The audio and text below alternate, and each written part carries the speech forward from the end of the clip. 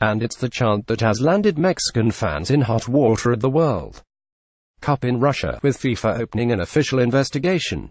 What does it mean exactly? It's the Spanish word for a male prostitute, and it could derail Mexico's World Cup campaign.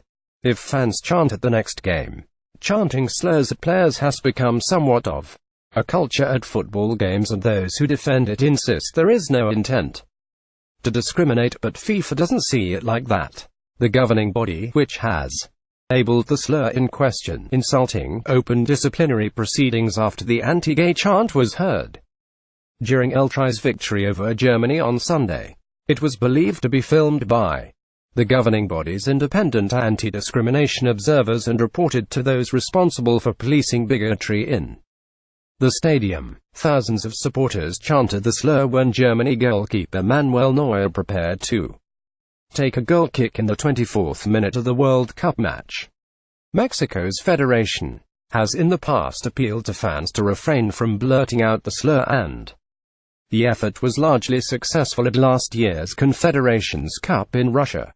But it seems to have picked up again, with fans chanting it at matches from Mexico City to California and now Russia again. They copped 12 fines during the World Cup qualifiers for using it, and while the Court of Arbitration for Sport cancelled 2 of them, it also ruled the chant was insulting and left other fines in force.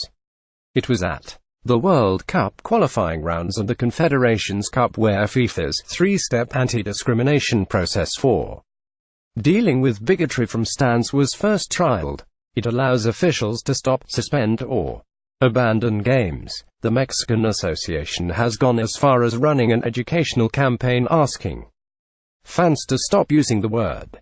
They tweeted a warning hours before the Germany game that those who chant the slur could find themselves barred from stadiums in Russia, avoid being detained, having your fan ID taken away. Remember that you represent the best fan base in the world, read the tweet. It included a photo with words translating to "do not scream, puto." FIFA did not elaborate on the nature of the disciplinary proceedings and didn't say when a hearing would take place. According to it, has raised questions about the governing body's handling of the situation. It is now being accused of failing to follow protocol in the handling of the homophobic chant against the German player.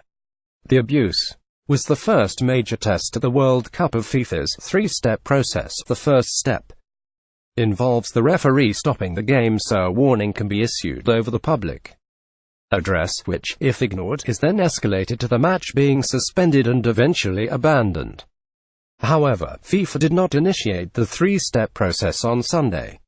Asked why, a spokesman told a public announcement was prepared, but the chants ceased after the match, and as an important step for further action, the incident was duly included in the match report, as well as the evidence produced by the anti-discrimination observers. Based on those reports, FIFA's disciplinary committee has opened proceedings against the Mexican FA. FIFA began taking action over the puto chant after being condemned for failing to punish Mexico for it at the last World Cup in Brazil. But Mexico aren't the only ones copping flack. A total of 56 disciplinary actions were issued to various football associations over homophobic chants during this year's World Cup qualifiers. They included Argentina, Brazil, Chile, El Salvador, Honduras, Panama and Peru.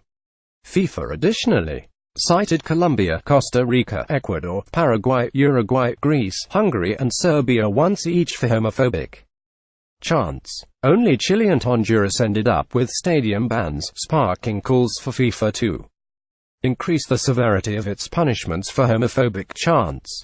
Unlike race, color, language, religion or origin, sexual orientation is not mentioned in Article 58 of FIFA's disciplinary code, which governs discrimination. Reported, all 56 cases of homophobic chanting during World Cup qualifying were dealt with under Article 67 of the Code, which governs insulting words, and for which there is no minimum tariff. In November last year, Barbara Power, the chief of FAIR, which helps FIFA administer its anti-discrimination monitoring system, said that harsher punishments were needed for homophobic abuse.